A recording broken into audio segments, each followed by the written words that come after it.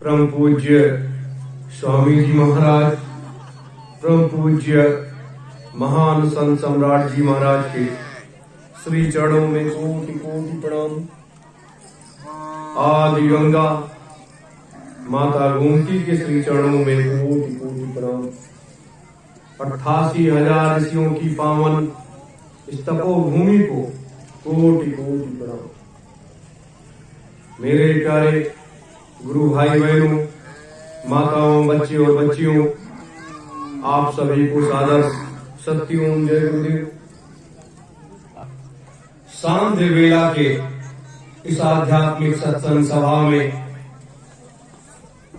परम पूज्य दादा गुरु जी महाराज के पावन पुनीत भंडारे के शुभ अवसर पर हम आप सब लोग बैठे हुए हैं।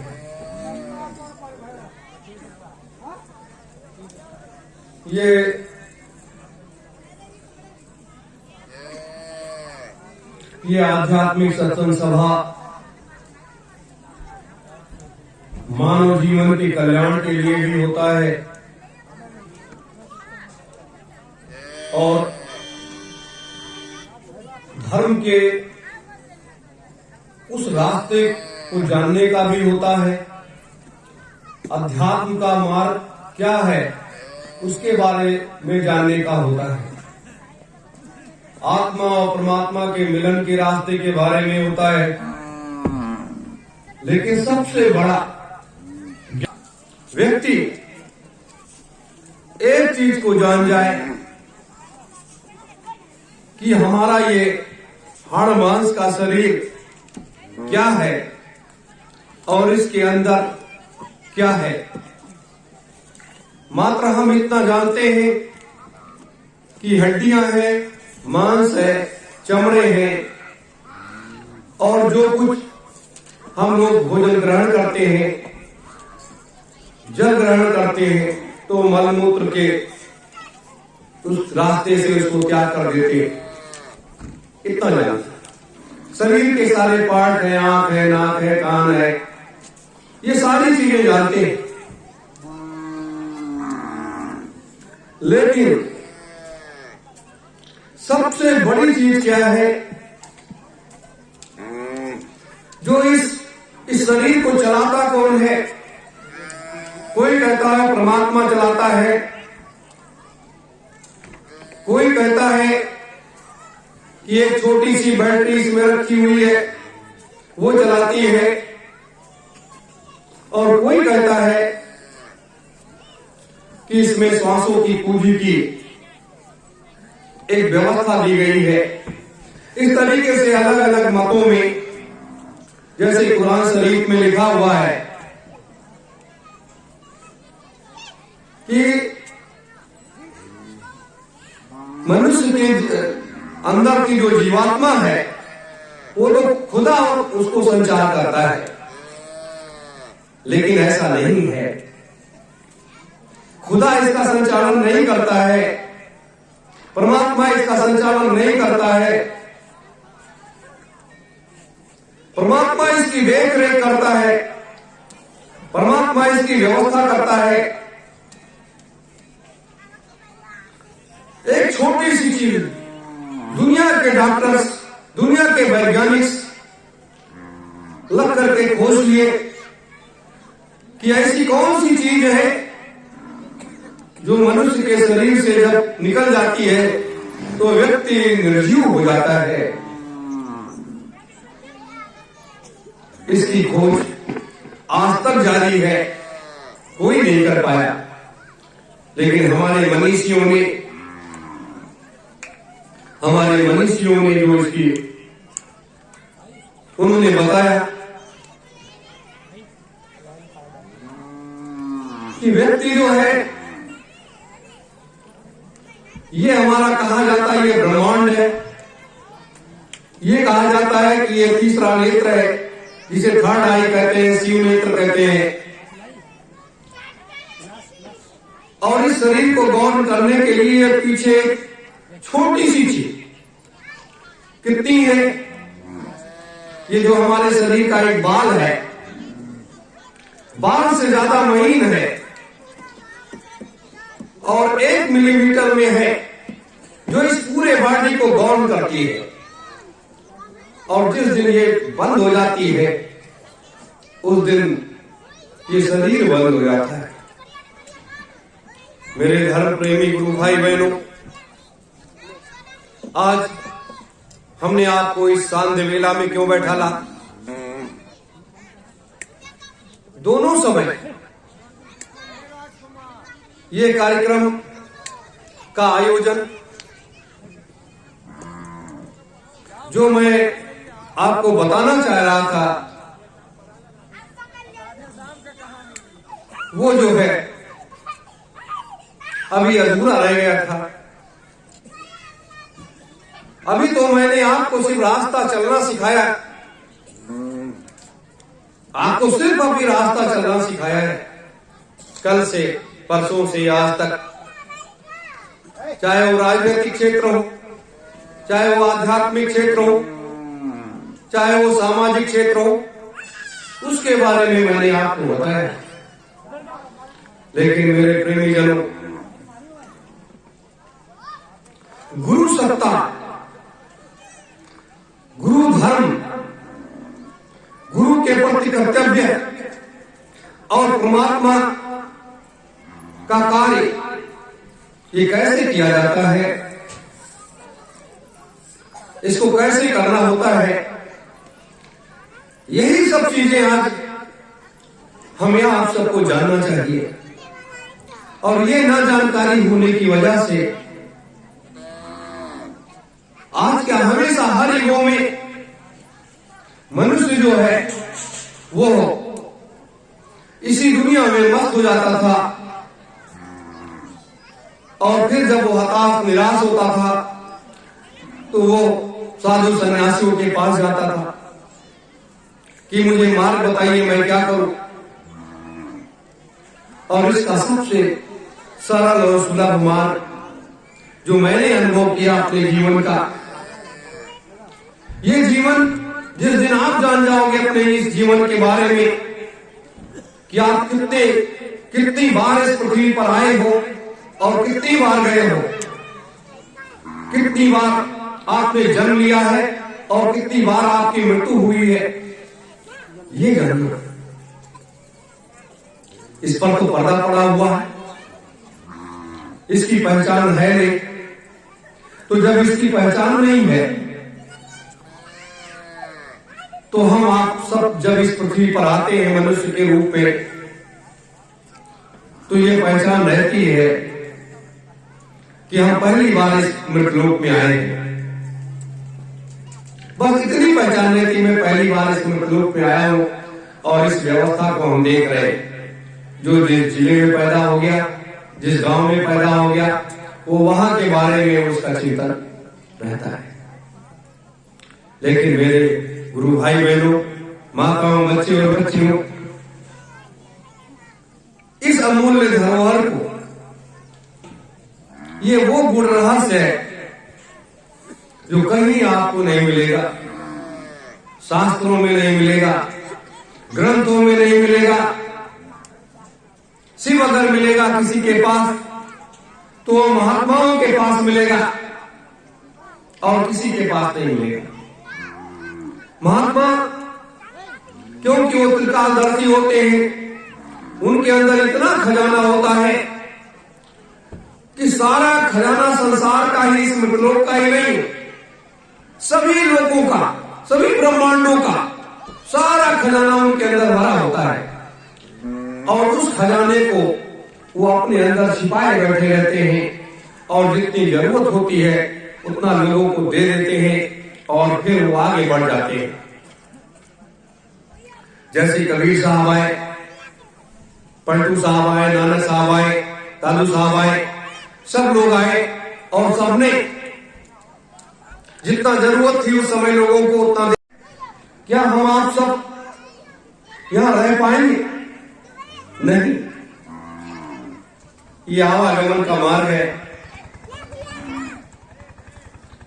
आए हैं, जाएंगे, फिर आएंगे, ये क्रम अनुभव चलता रहता है। लेकिन जब जब इस पृथ्वी पर अत्याचार होता है, तब तक ऐसी शक्तियां इस मृतलोक में आती हैं और अपने कार्य को पूरा करके वो चली जाती हैं। ये सबसे बड़ा विषय है कि वो शक्तियां क्यों जाती हैं, किस लिए जाती हैं, उसका कारण क्या है। मेरे प्रेमीजनों, यही हमारी आपकी खोज होनी चाहिए। आज पूज्य स्वामी जी महाराज को ले लिया जाए, वो तो हमेशा अपने गुरु के संपर्क में रहते हैं, रोज उनका वार्तालाप होता है। लेकिन जब साल में ये ऐसी तिथि आती है तो अपने गुरु के श्री चरणों में लौट जाते हैं। सोचिए, सतलोक से आया हुआ अनामी महाप्रभु और वो अपने गुरु के श्री चरणों में लौट जाते हैं और लौट करके प्रार्थना करते हैं कि हे गुरुदेव, ये सारी व्यवस्था का निर्माण करने के बाद, सब कुछ करने के बाद, सब कुछ बनाने के बाद, जब मैं इस पहली बार इस मृतलोक में आया तो मृतलोक में आने के बाद ये मृतलोक की जो व्यवस्था है, कारण और कारज में मैं भी आकर के उलझ गया। हे गुरुदेव, मुझे एक रास्ता दिखाओ, मुझे मार्ग दिखाओ, मैं क्या करूं। उन अनुपम दृश्यों को देख करके ऐसा लगता है कि अनामी महाप्रभु भी इस मृतलोक में अपने को कमजोर पाते हैं कि मृतलोक का प्राणी ही सबसे ज्यादा सशक्त और मजबूत है। मेरे धर्म प्रेमी गुरु भाई बहनों, इसीलिए कहा गया है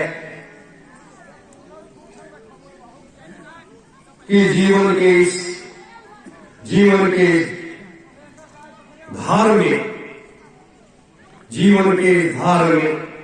ये जीवन फंसा मत धार में, जीवन के इस धार में ये जीवन फंसा मत धार में। ये क्या है? जब अनामी महाप्रभु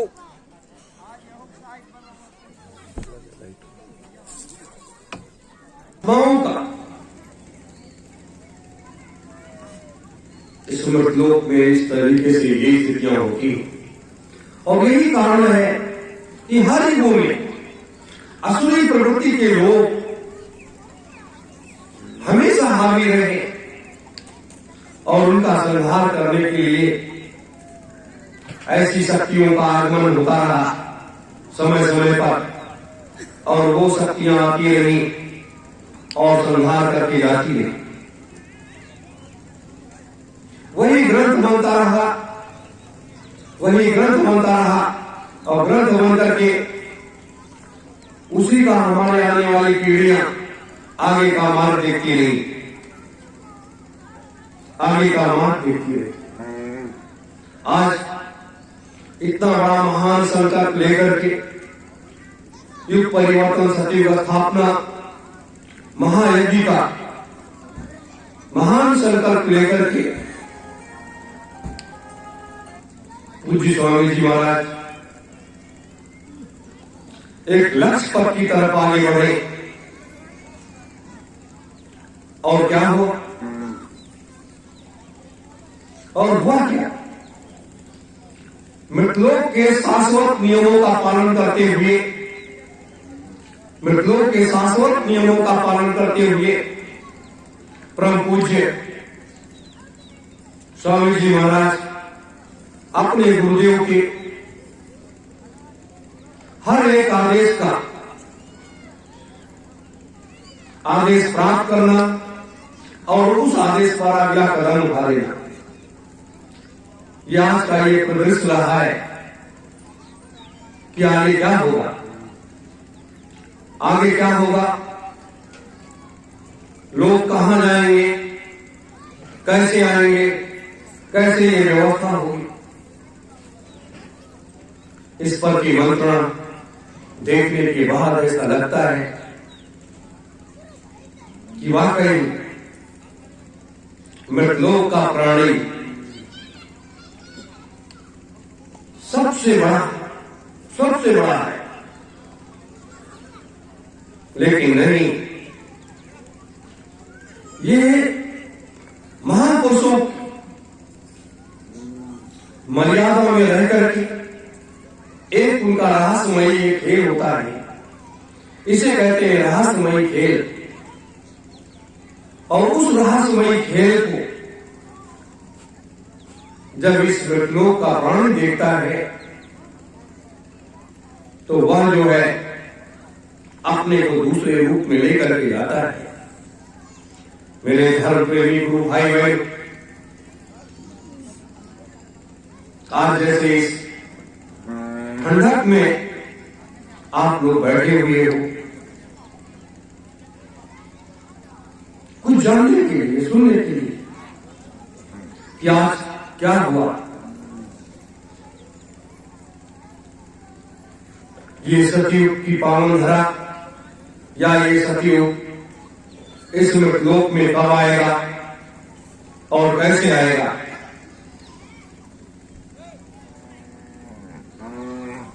वो समय आज पूर्ण रूप से निर्धारित हो गया। आज के दिन वो तिथि और समय निर्धारित हो गया और पूज्य गुरुदेव को आने का समय भी यहां का निर्धारित हो गया है। दोनों चीजें आज निश्चित हो गई। अब उस हिसाब से अपने लोगों को आगे कार्य में गति देनी पड़ेगी। और जब मालिक के आने का 1 महीने का समय रह जाएगा तो मैं वो तिथि आपको बता दूंगा कि इस तिथि में मालिक का आगमन होने जा रहा है, महापुरुषों का आगमन होने जा रहा है, अपने गुरुदेव का आगमन होने जा रहा है। संसार के लोगों पर तब ताला लग जाएगा कि ये क्या हो रहा है, ये कौन सा खेल हो रहा है। क्या मरा हुआ व्यक्ति भी कैसे जिंदा होकर के आ रहा है। इस चीज को देख करके पूरी दुनिया स्तब्ध रह जाएगी। यही संसार का एक अलौकिक खेल होगा। इस संसार का ये एक अलौकिक खेल होगा। और उसके बाद आज इतनी छोटी सी व्यवस्था को हम आप नहीं संभाल पाते हैं, हम आप अपने को कमजोर पाते हैं। और जहां करोड़ों करोड़ों की व्यवस्था को संभालना होगा, उस समय आपकी स्थिति क्या होगी, आप क्या करोगे। आपके विचार एक होंगे, नहीं होंगे, क्योंकि ये सतयुग तीर्थ की पावन धरा अब अगर किसी की बाट जो रही है तो वो पूज्य गुरुदेव की बाट जो रही है और उनको यहां आने की प्रतीक्षा कर रही है। मेरे धर्म प्रेमी गुरु भाई बहनों, और जब तक अब ये व्यवस्था नहीं हो जाती है तब तक अब चैन भी नहीं है। आप कहते हो कि परिवर्तन कब होगा, व्यवस्था कब बदलेगी, सतयुग कब आएगा। हम आप सब इतने लोग मिलकर के सतयुग को लाने की तैयारी कर रहे हैं। पूज्य स्वामी जी महाराज ने आज जो कहा कि सतयुग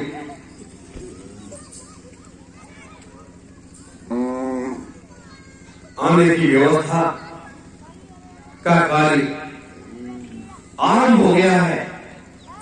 सतयुग आने का कार्य आरंभ हो गया है और सतयुग अब वहां से उसने अपने मार्ग को तय करना शुरू कर दिया है। कैसे शुरू कर दिया है? एक तरफ भारतवर्ष में प्रजातंत्र है, दुनिया में प्रजातंत्र है, तो दुनिया के प्रजातंत्र को तोड़ करके आप नव सतयुग की स्थापना कैसे करोगे? पूरी दुनिया में सनातन सतयुग धर्म कैसे स्थापना करोगे? तो उसकी तैयारी का आदेश आज पूज्य गुरुदेव से मिल चुका है। मेरे गुरु भाई बहनों, जब जब इस पृथ्वी पर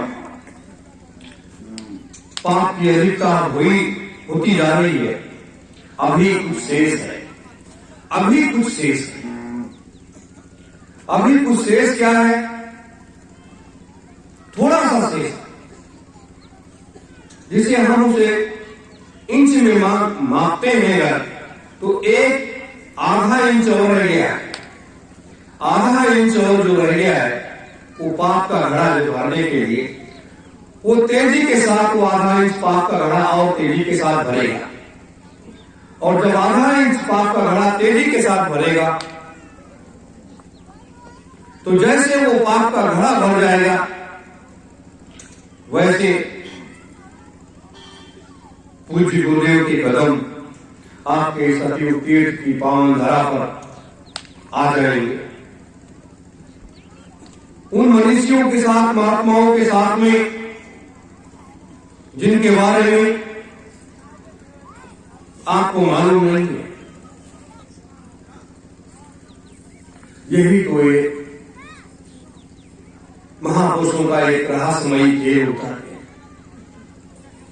जैसे संत सम्राट जी ने कहा कि बच्चों,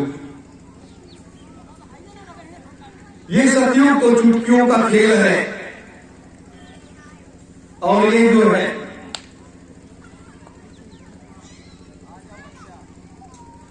व्यवस्था बदलने का ये चुटकियों का खेल है। आज जिस तरीके से संसार में सारी चीजें हो रही हैं, उसके पीछे बड़े बड़े राज छुपे हुए हैं। उस राज को हम मन से क्या होता है अपने में उसको समाहित करके रखना, यही बुद्धिमत्ता है। क्योंकि जब ऐसे महापुरुषों को भी लोगों ने नहीं छोड़ा तो हम आप क्या चीज है? हम आप क्या चीज है? हम आप तो बहुत दूर की चीज है। भले किसके पास कौन सी शक्ति है, क्या है, वो अलग बात है, लेकिन सबकी शक्तियां अपने अपने अंदर में छुपी हुई हैं। कोई भी अपनी शक्ति को प्रदर्शित नहीं करना चाहता, क्योंकि शक्ति का प्रदर्शन करने के बाद जो ये कार्य है, जो व्यवस्था है, ये अधूरी रह जाएगी। जो कार्य व्यवस्था है वो अधूरा रह जाएगा। मेरे धर्म प्रेमी गुरु भाई बहनों, इसीलिए कहा गया है कि धर्म के क्षेत्र में कदम बढ़ाना आवश्यक। आज बड़ा अच्छा लगा जब इन महापुरुषों का सानिध्य और उनके एक एक शब्द कानों में पड़े, तो आज मैं अपने को बड़ा धन्य समझता हूं कि ये काश आप लोग भी उन शब्दों को सुन पाते तो आप भी धन्य हो जाते। लेकिन ऐसी बात नहीं है। पूज्य गुरुदेव का, महापुरुषों का आशीर्वाद हमें आपको सुबह शाम मिलता ही है।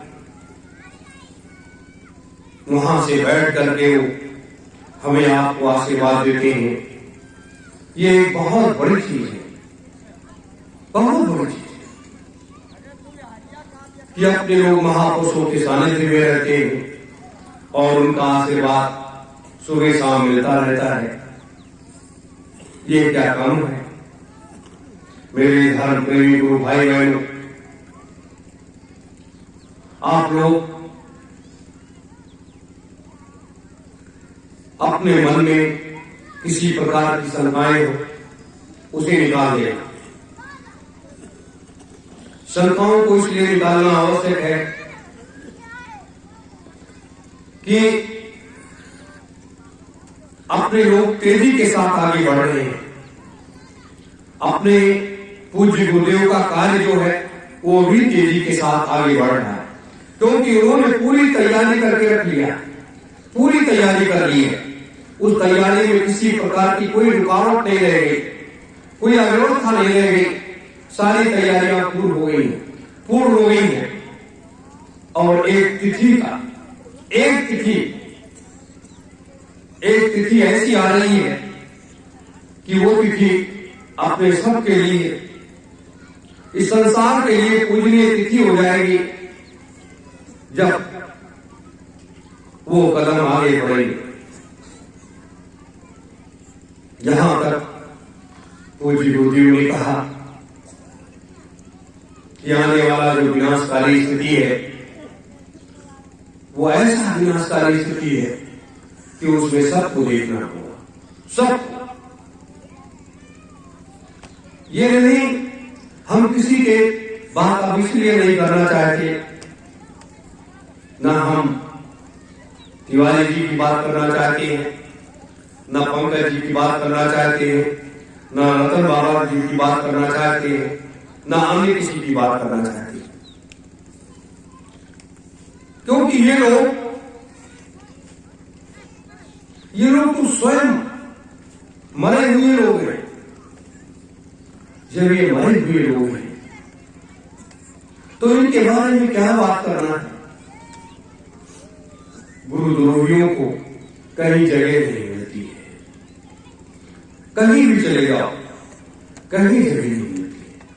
लेकिन कलिकाल है, कलयुग जो है वो अपनी गोदी में बिठा लेता है, वो इसमें जगह दे देता है। इसलिए उस दृश्य को देखने के बाद, उन शब्दों को सुनने के बाद, मैं उन शब्दों को बयां भी नहीं कर सकता आपसे। उस मर्यादा का मैं पालन करना चाहता हूं जिस मर्यादा में हजारों साल बीत गया, और उस मर्यादा में भावुकता में बढ़कर के मैं उस मर्यादा को भंग नहीं करना चाहता।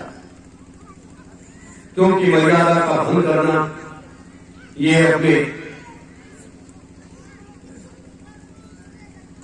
परम पुरुष के, अपने परम पिता के, उसके खिलाफ में।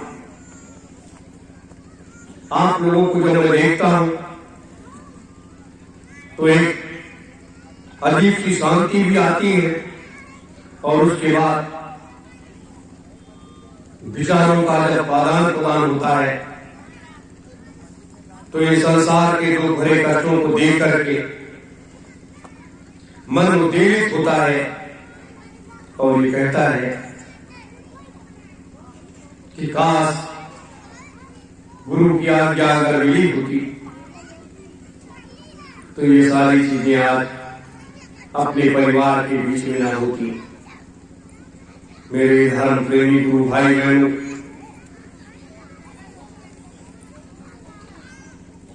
इसलिए आपके सारे कष्टों को दूर करने का हर संभव प्रयास मैं बराबर करता हूं, और अपने गुरुदेव से प्रार्थना भी करता हूं, बराबर प्रार्थना करता हूं कि आप के सारे कष्ट दूर रहे। आज जिस तरह से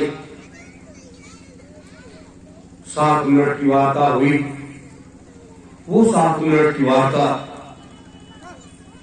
एक शब्द जो है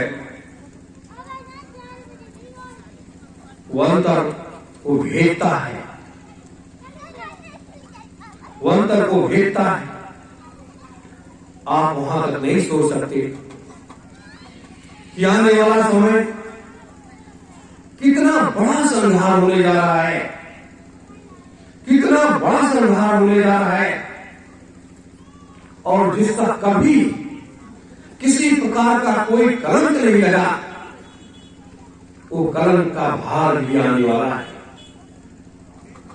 जैसे कृष्ण के ऊपर, राम के ऊपर, सबके ऊपर एक कलंक का मतलब कि इन्होंने अगर ऐसा ना किया होता तो ऐसा ना होता। उसी तरीके से एक यहां पर इस सतयुग तीर्थ की पावन धरा पर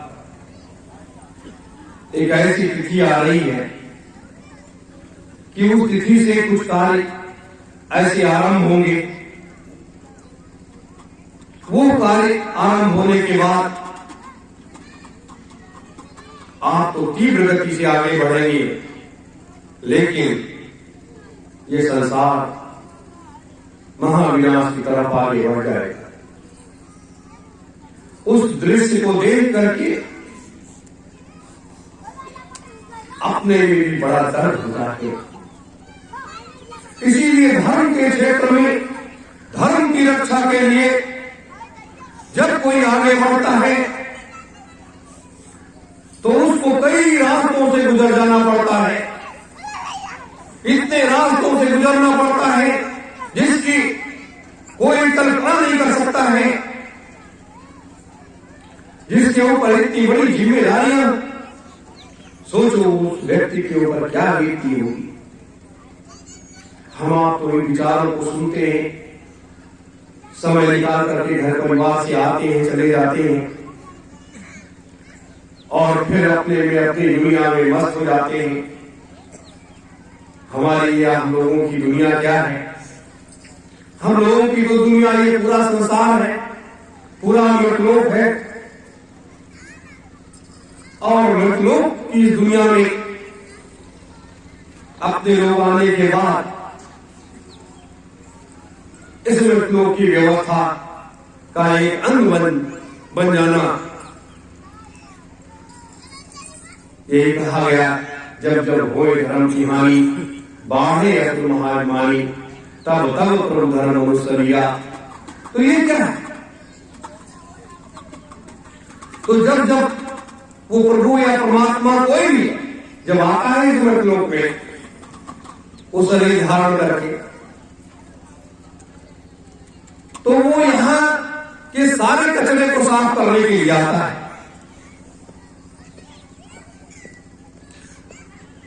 तो 2,03,000 वर्षों की व्यवस्था को बनाने के लिए कितने बड़े पापड़ बेलने पड़ रही हैं। ये खेती बाड़ी का काम नहीं है कि 6 महीने में हमने बोया और 6 महीने में फसल काट लिया। ये 5,000 वर्ष या 2,000 वर्ष या 100 वर्ष की व्यवस्था ये बनाने का काम नहीं है। ये 2,03,000 वर्षों की व्यवस्था बनाने का कार्य है, जिसको आप सब लोग मिलकर के साथ में काम कर रहे हो। तो इतनी बड़ी व्यवस्था जब बनेगी तो आप बताइए कि उसके लिए कितने रास्ते से व्यक्तियों को गुजरना पड़ता होगा। ये चुनाव तो ये दिखावा है। चुनाव जो है ये हम प्रजातंत्र में जाते हैं लोगों के बीच में, क्योंकि इस समय का मत यही है ना, इस समय का मत यही है। उस समय मत राजा से जुड़ा होता था और इस समय का मत जो है ये प्रजा से जुड़ा हुआ है, प्रजा से जुड़ा हुआ है। तो ये भी प्रजा का मत एक देखने के लिए कि देखें लोग, कितने लोग ऐसे लोग हैं जो सत्यवादी लोगों के साथ में खड़े होते हैं, नहीं खड़े होते। ये मेरे धर्म प्रेमी गुरु भाई बहन, तो ऐसी स्थिति में, ऐसे समय में हम आप सब जिस लोक की कल्पना करते हुए, तो एक छत्र राज जो है वह चौथे महायज्ञ में आएगा लेकिन चौथे महायज्ञ में जब एक छत्र उड़ा जाएगा तब तक ये दुनिया काफी कुछ बदल चुकी होगी, काफी कुछ बदल चुकी होगी, क्योंकि दुनिया का ये आदमी अपने को सुधारने के लिए काम करने पर तैयार नहीं। इसलिए थोड़े थोड़े अपने लोगों को खेल तमाशे शुरू करने, खेल तमाशे थोड़े थोड़े अपने लोगों को शुरू करने हैं। और जब ये खेल तमाशे शुरू हो जाएंगे तब कोई भी ये जब कार्य करता है तो वो जब रात में बैठता है अकेले में, जब चिंतन करता है तब वो भी अपने अंदर से हिल जाता है। कृष्ण जब महाभारत होने लगा, रात में जब अकेले बैठ करके अपने मत्थे पर हाथ रख करके जब चिंतन करते थे तो कांप जाते थे कि ये, वो भी कहते थे कि हे परम पिता, हे परम पुरुष, ये तुमने मुझसे क्या करा दिया, ये मुझसे क्या करा लिया। तो ये शक्तियां भी, चाहे जिसके पास जितनी भी शक्ति हो, चाहे जितना भी पावर हो, लेकिन वो भी अंतर में अपने को चिंतन करती है। जैसे आज स्वामी जी महाराज को ले लिया जाए, इस संसार के मानव प्राणी को बचाने के लिए उन्होंने हर संभव प्रयास किया, हर संभव प्रयास किया, लेकिन जब लोग उनकी बातों को नहीं माने, लोग दूसरी दुनिया में बहने लगे, तो उन्होंने एक नई दुनिया में जाने की कल्पना कर लिया और नई दुनिया में जाकर के बैठ गए। तो नई दुनिया में जब बढ़ गए तो नई दुनिया का मार्ग वो अलग हो गया, लोगों का इस मृतलोक का मार्ग अलग हो गया। तो आज मृतलोक के मार्ग में सब लोग चल रहे हैं। ऐसी बात नहीं, जो जहां है वहीं अपनी आवाज दे रहा है, कोई किसी को अच्छा कह रहा है, कोई किसी को बुरा कह रहा है, कोई किसी को कुछ कह रहा है। हम आपके राजनेताओं को कहते हैं, उनको कहते हैं, उनको कहते हैं, लेकिन ये एक समय का चक्र घूम रहा है और वो समय का जैसे जैसे चक्र घूमता है वैसे वैसे उसी हिसाब से लोग नाचते हैं, उसी हिसाब से उनकी कल्पना होती है। तो यही थोड़ी सी बातें थी।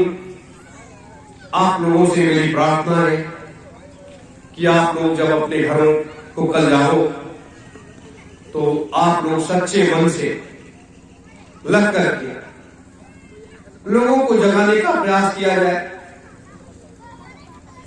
और जगाया जाए, उनको बताया जाए। आज जैसे ये परिवर्तन, ये उत्तर प्रदेश विकास संकल्प पत्र जो जारी हुआ है, उसी तरीके से स्वामी जी महाराज के जन्मदिन पर 19 मार्च को सतयुग आगमन की जो पुस्तक ये जारी होगी कि सतयुग कैसे आएगा, उसकी व्यवस्था कैसे होगी, उसमें पूरी जानकारी कंप्लीट है, पूरी जानकारियां कंप्लीट है, कहां कहां से कैसे कैसे क्या क्या होगा।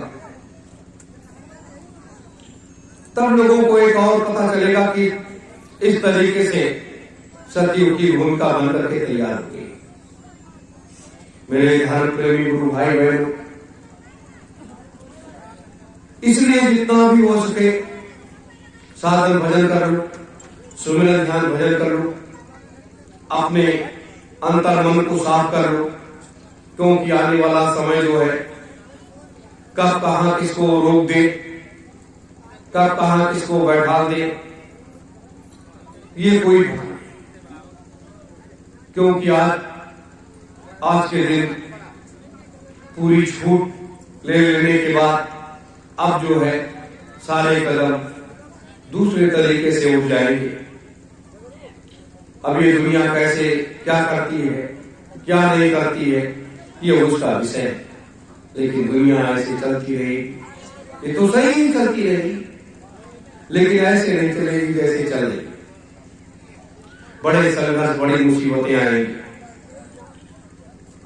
इसलिए मैं आप सबों से कहता हूं कि सब लोग मिलजुल करके रहो, आपस में एकता भाईचारा बना करके रहो, किसी प्रकार का कोई वो न करो, क्योंकि समय काफी नजदीक आकर के खड़ा हो गया। आधा इंच का फासला कोई बहुत बड़ा फासला नहीं होता है। आधा इंच पहुंचने में देर भी नहीं लगेगी, क्योंकि पाप का गढ़ाव तेजी के साथ बढ़ेगा, पापियों की संख्या और दिनों की बढ़ती चली जाएगी। आप लोग कहते थे कि आप क्यों नहीं निकलते हो, क्यों नहीं आते हो, क्यों नहीं जाते हो। इसके पीछे भी कारण था कि जैसे जैसे मैं निकलता आवाजें लगती, लोग उस रास्ते पर चल पड़ते। लेकिन हे मालिक, जितना आपका आदेश मुझे मिला है वो सारे आदेशों को मैंने तो सुधार कर लिया और उसको पूरा करने का हर संभव प्रयास करूंगा, क्योंकि ये मृतलोक है।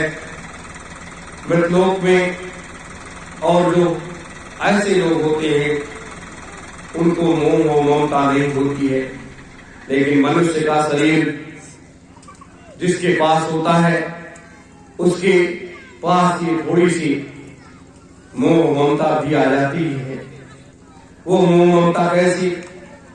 इस मानवता की, इस धर्म की,